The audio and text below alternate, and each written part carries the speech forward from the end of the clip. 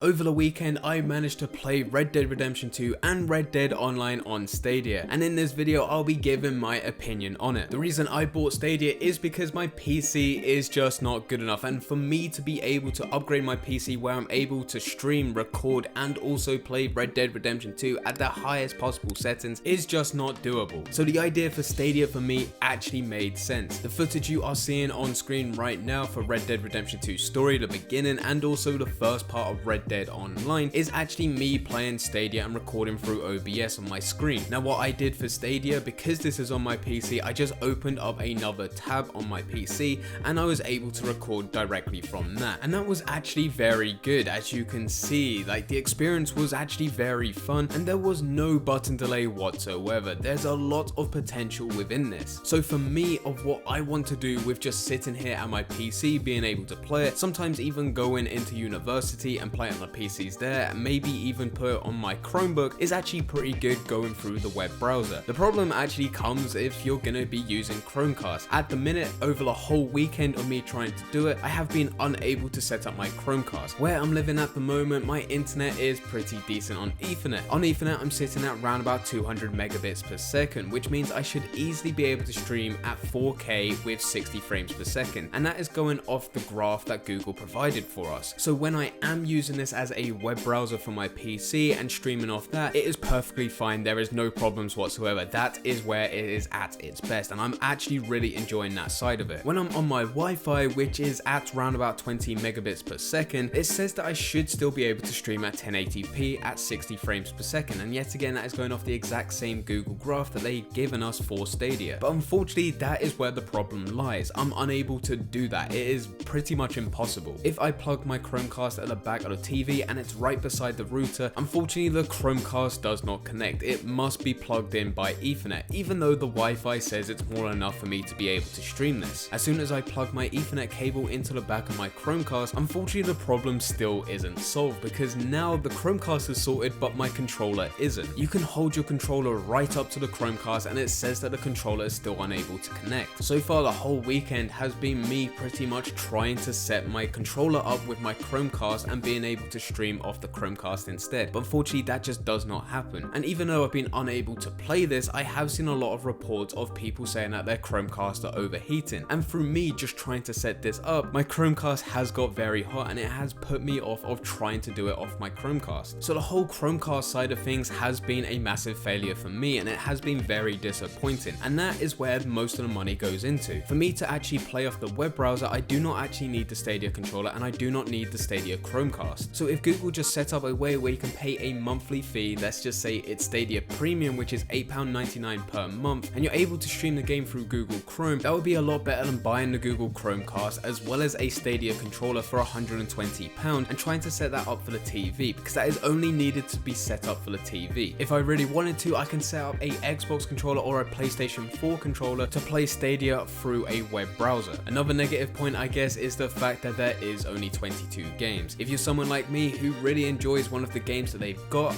I really enjoy Red Dead Redemption 2, I play it non-stop, then I guess this isn't too bad. I should also highlight that I cannot actually test it on my phone because I am actually on iPhone, and unfortunately at the minute iPhones are not compatible with Google Stadia. Hopefully at some point that will be the case, or hopefully at some point I can actually get myself an Android phone to actually test this out to see how good it actually is. But as of right now, I can't really say whether or not it's good for mobile or bad for mobile because I've just been unable to test it. Overall, with everything, it is good and there is also bad. I will carry on playing Google Stadia through Chrome as it does look better than my Xbox One, but unfortunately I cannot just sit down, plug this in the back of my TV and actually play through it that way. It has to be done through my computer, my Chromebook, or something like that that could be plugged in through Ethernet and it is running off the web browser. But anyway guys, thank you very much for watching. If you guys would like to see me carry on playing through Stadia, as well as maybe even do a live stream whilst playing through Stadia, I definitely need to get as much money on Red Dead Online as possible before that big update drops in December. Then make sure you leave a comment in the comments down below. But anyway guys, I hope you guys did enjoy. If you did enjoy, don't forget to leave a like and subscribe. But for now, I'm going. So see ya.